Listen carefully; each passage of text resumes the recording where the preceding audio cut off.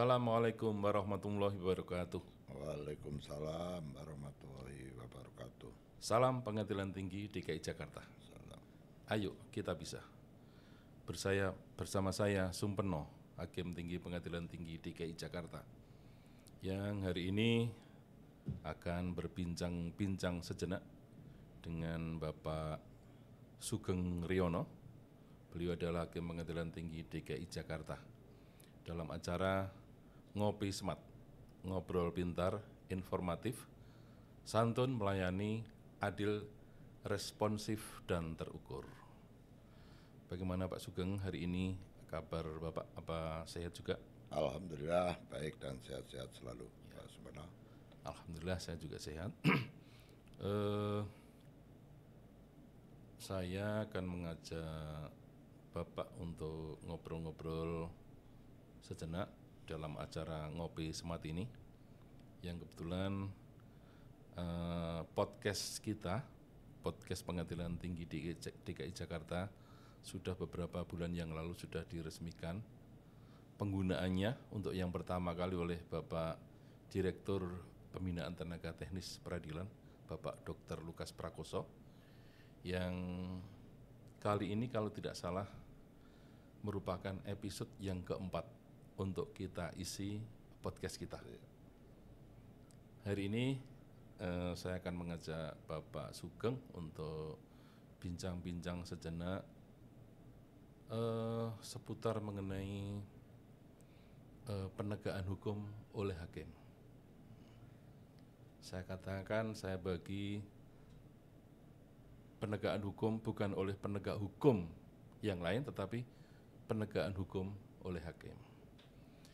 Kita tahu Pak Sugeng, kita bekerja di dunia peradilan yang memang tugas pokok kita sehari-hari adalah memeriksa dan memutus perkara yang kita adili. Tetapi dikala itu pula terkadang putusan-putusan kita ataupun yang lain, rekan-rekan hakim yang lain, kadang diberikan komentar yang kadang-kadang putusannya tidak adil oleh sebagian dari masyarakat pencari keadilan. Sekalipun yang lain, masyarakat pencari keadilan mengatakan putusan kita adalah adil. Itu memang selalu pro dan kontra terhadap putusan yang diucapkan atau dibacakan oleh hakim. Nah, kita akan sedikit mengulik mengenai hal ini terkait dengan tugas-tugas kita sebagai seorang hakim. Ya. Bahwa Undang-Undang Kekuasaan Kehakiman, Undang-Undang Nomor 48 Tahun 2009, itu memang selalu membayang-bayangi tugas hakim untuk memeriksa dan memutus perkara yang diperiksa olehnya terkait dengan bagaimana hakim menempatkan rasa keadilan di dalam putusannya, bagaimana hakim menempatkan kepastian hukum di dalam putusannya, dan bagaimana pula ketika hakim menempatkan kemanfaatan atas putusan yang dibuat oleh hakim tersebut. Ini kadang tentu tidak mudah, bisa gampang diucapkan, tetapi tidak mudah untuk mengkompromikan dari tiga unsur, yaitu adanya unsur keadilan, unsur kepastian hukum, dan kemanfaatan. Bagaimana pandangan Bapak? Terima kasih ya Pak Sumpeno. Memang kalau kita berbicara masalah keadilan, itu hal yang sangat menarik ya, karena itu merupakan sebagai kebutuhan dasar sebetulnya bagi setiap manusia ya. Dan bicara keadilan, kita tidak hanya bicara keadilan untuk manusia, tapi keadilan untuk alam dan seisinya. Itu kita juga adil untuk manusia, juga adil menurut alam seisinya. Tapi kalau kita bicara dalam dunia hakim, kita harus mengetahui dulu bahwa dunia hukum itu memang sebetulnya adalah bersifat eksoterik ya.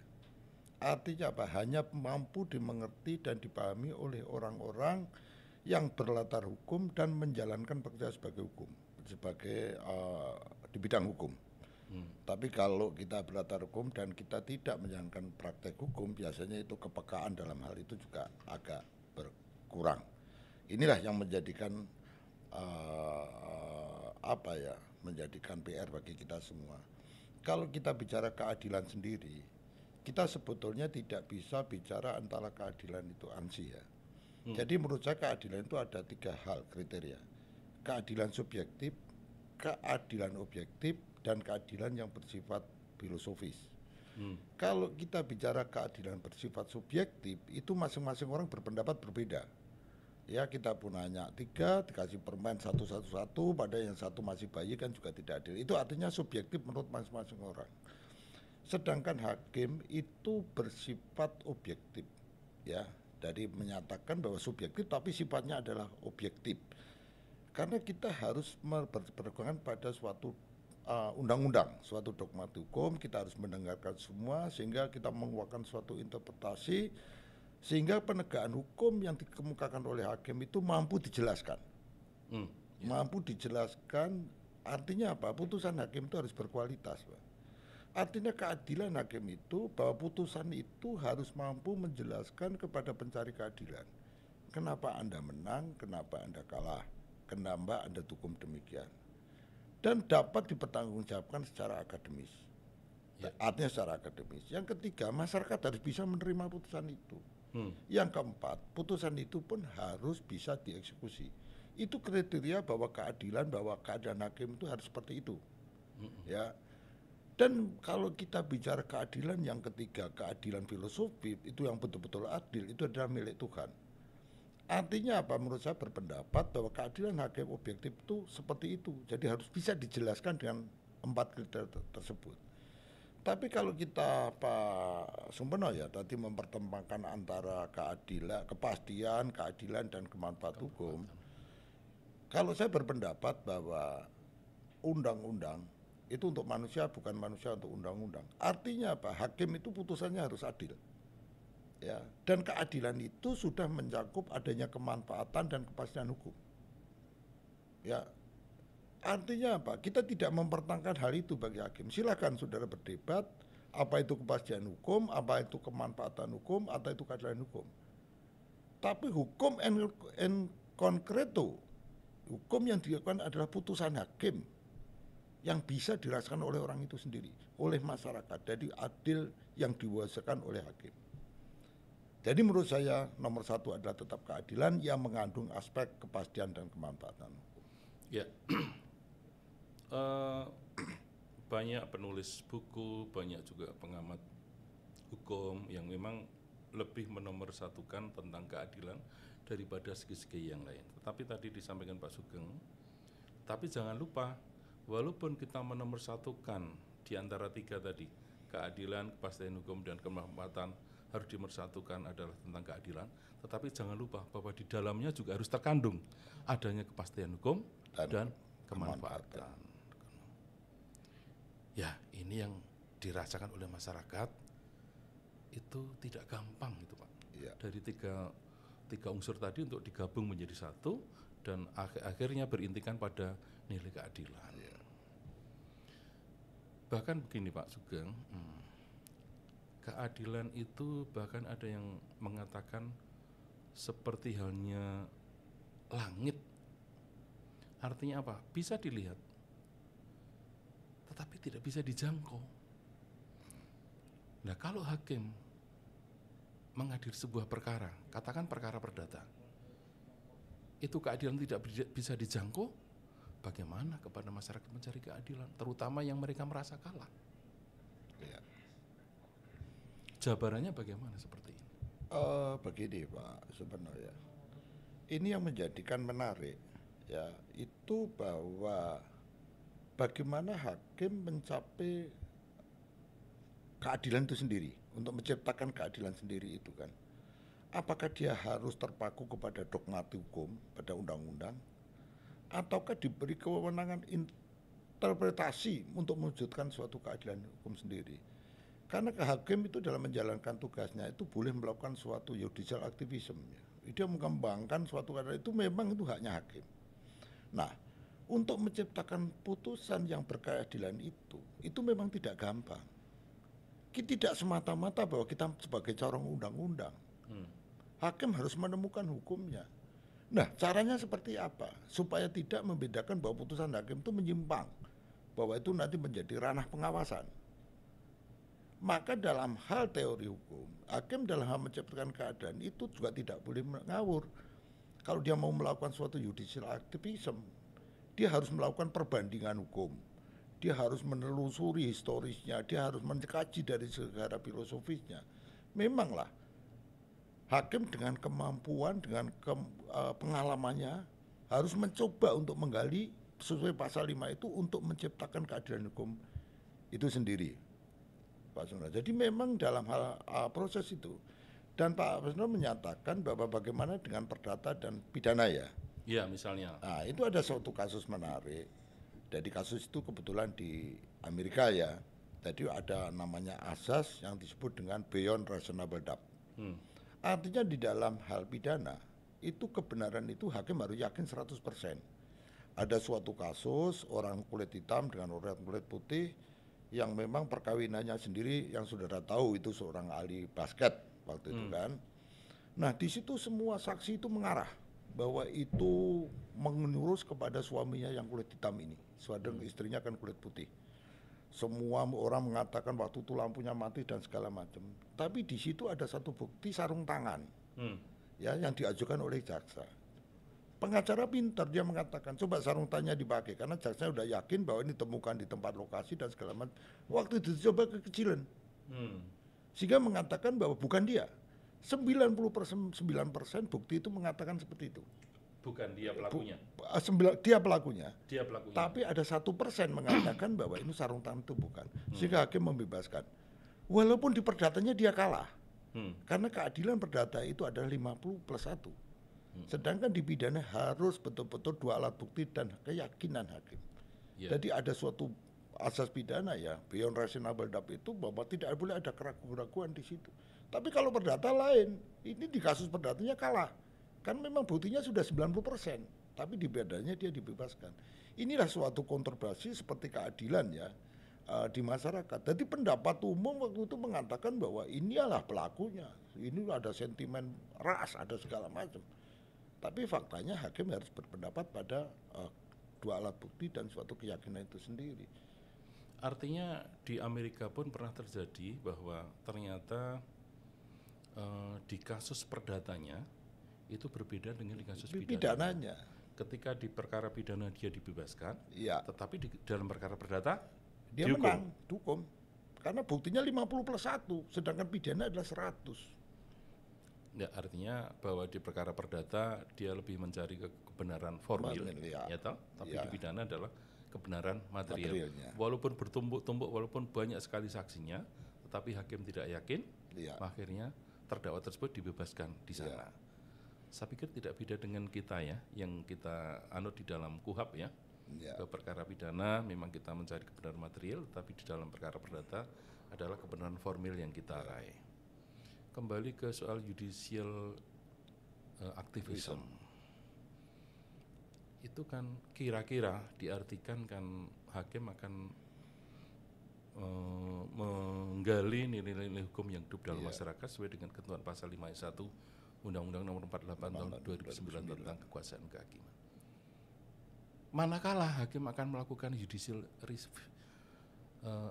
aktivisme seperti yang Bapak sebut tadi?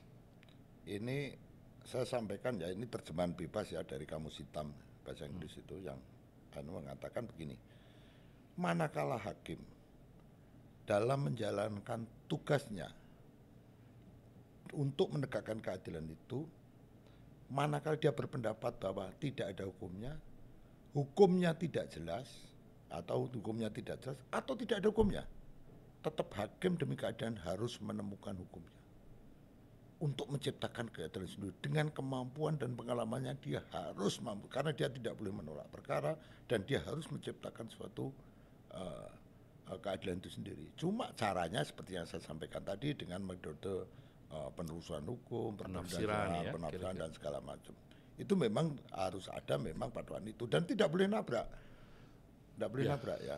artinya juga kebebasan hakim yang diberikan kepada seorang hakim untuk mengadili perkara yang sedang diadili dengan menggunakan atau dengan kedok judicial activism itu diharapkan ya jangan kemudian malah justru dari hasil ijtihadnya dia Ya, dalam menemukan hukum, mencari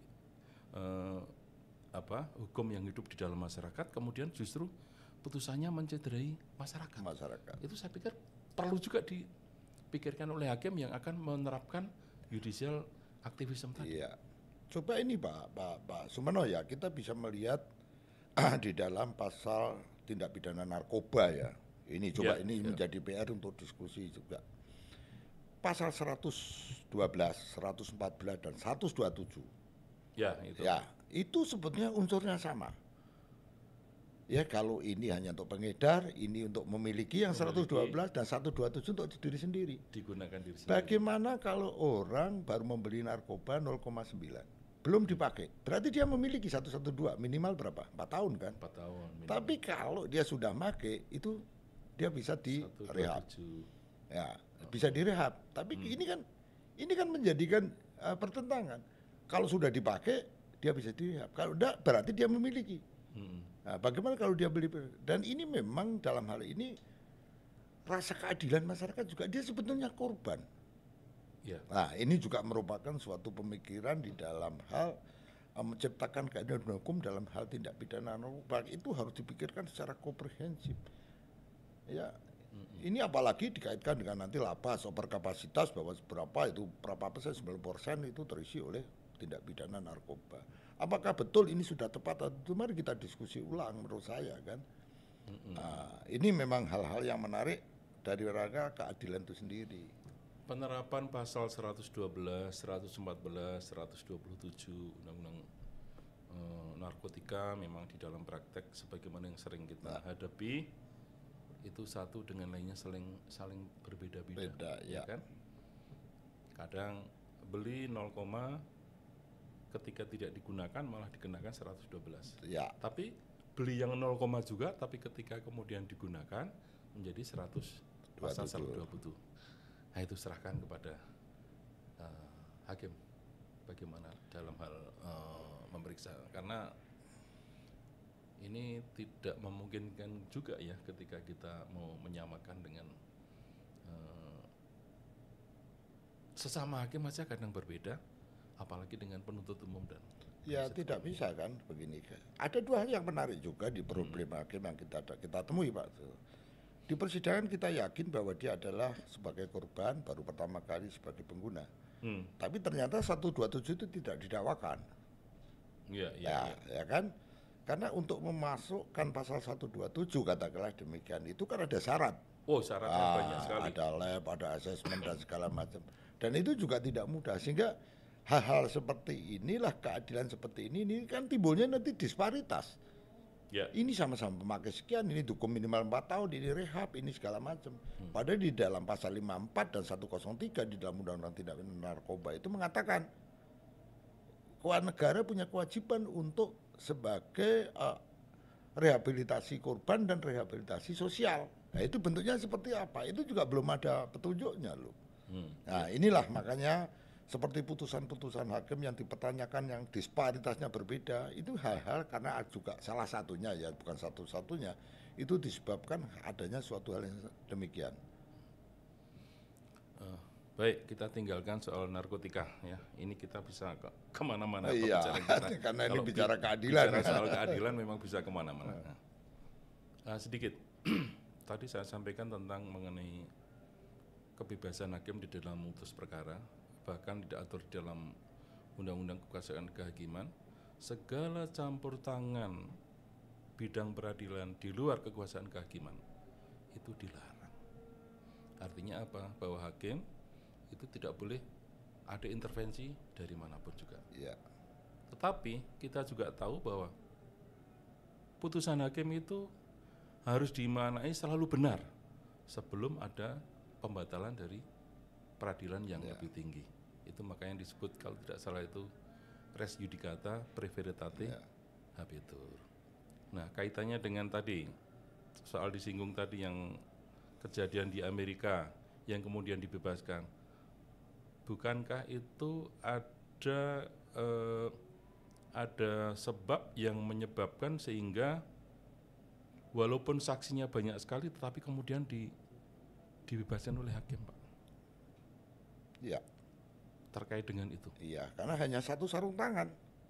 Hakimnya menggunakan asas beyond reasonable doubt. Itu memang sangat amat terkenal ini asas ini, dan dalam hal pidana bukti harus 100%, tidak boleh ada keraguan-keraguan. Ini keyakinannya dia. Hal seperti itu. Ya kalau di kita dulu kan pernah terjadi kasus apa? Singkon Karta ya? Kalau Singkon Karta lain ya, dianggap karena semuanya sudah hakimnya yakin, buktinya mencukupi, diputus. Namun demikian setelah itu ternyata ada pengakuan lain. Ada orang lain yang mengaku dia sebagai pembunuh.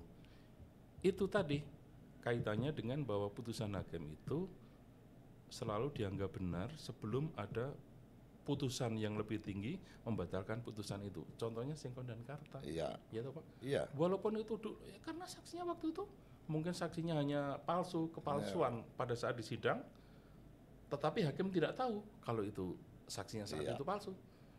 Meyakinkan hakim dengan bukti-bukti yang ada, makanya akhirnya Singkon Karta dijatuhi hukuman. Itu kan juga di Amerika ada hal yang menarik ya. Seorang dihukum mati setelah dia dieksekusi, itu ternyata bukan dia, ada pengakuan lain. Itu juga terjadi di negara lain.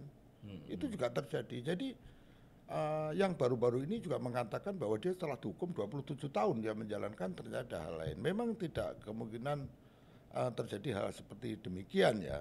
Ya itulah maka menjadikan bahwa hakim itu memang betul-betul harus peka. Kita juga tidak bisa dengan mudah membebaskan, itu juga tidak mudah.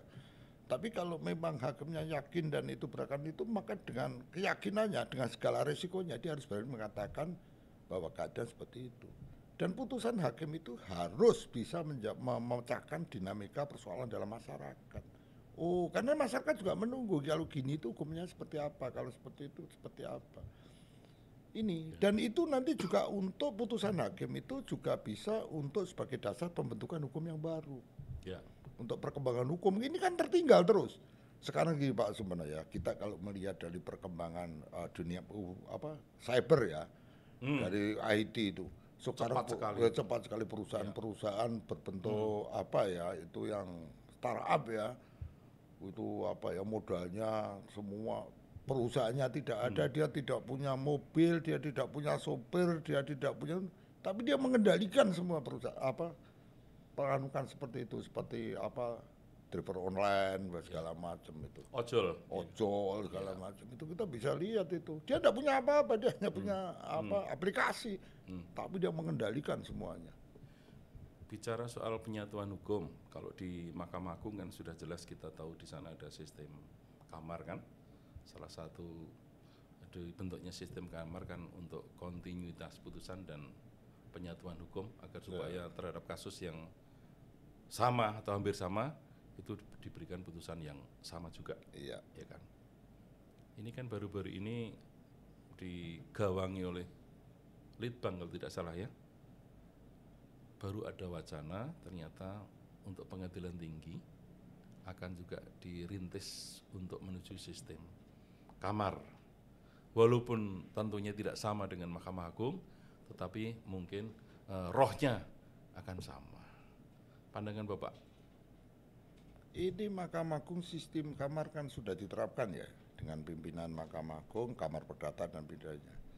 Kenapa nggak disamakan dalam tingkat 1? Artinya bukan hanya PT maksudnya? Iya, bukan hanya Mahkamah Agung. Pengadilan tinggi sama, pengadilan negeri sama, satu pengadilan. Di situ ada Kamar Perdata, kamar segala macam kan bisa. Kan sama juga, ketuanya satu. Dan itu dalam efisiensi anggaran juga. Efisiensi ya? Efisiensi anggaran, SDM dan segala macam, sehingga itu bagus sebetulnya. Dan masalah arsip segala macam. Jadi Mahkamah Agung diterapkan di ya, tapi itu masih kajian yang jauh ya, tapi ya monggo karena itu ada undang-undang, karena ada sejarah pembentukan pengadilan juga bisa diabaikan dan segala macam.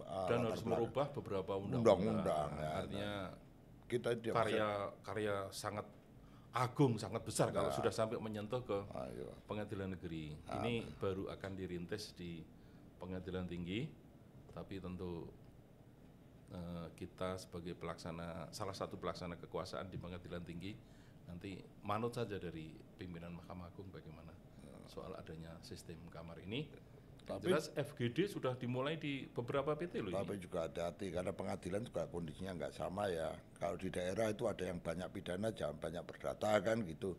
Nanti pidananya nggak ada perkara kan, ya ini gimana? Nanti kalau dia pindah, apakah dia bisa pindah kamar dan segala macam itu menurut saya memang harus dikaji, nggak boleh secara komprehensif, nggak boleh terburu-buru saya menurut. Ya makanya kan baru tim peneliti baru minta masukan dari mana-mana, tidak saja dari internal pengadilan tapi juga di luar pengadilan. Ya saya bagus pikir, untuk ya. pengembangan penelitian bagus Pak Sugeng saya pikir sudah Oke. cukup ya pembicaraan kita bicara dunia penegakan hukum oleh hakim. Ya kalau dikupas masih sangat panjang sekali. Ini kita meluangkan waktu sebentar. Mudah-mudahan apa yang kita bicarakan hari ini ada manfaatnya. Tidak saja untuk kita berdua tapi juga untuk masyarakat luas. Terima kasih. Ya. Kami akhiri pembicaraan kita dalam acara Bincang-Bincang Ngopi Semat pada hari ini. Kami yang menyampaikan acara ini apabila ada kurang dan lebihnya, mohon maaf yang sebesar-besarnya. Assalamualaikum warahmatullahi wabarakatuh.